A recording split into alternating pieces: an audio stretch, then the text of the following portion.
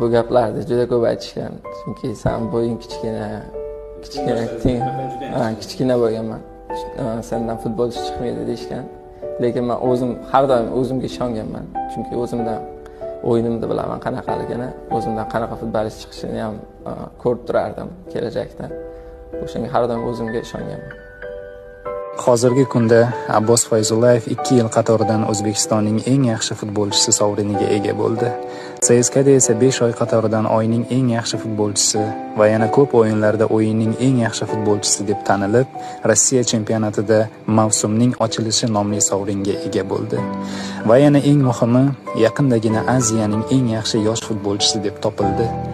Abbos Fayzullayev barcha yosh futbolchilarga o'rnak bo'lgay. Yosh bolalarga aytar gapim, kimdir sizga sendan futbolchi chiqmaydi desa, shunchaki mana shu videoni qayta ko'rgaysiz.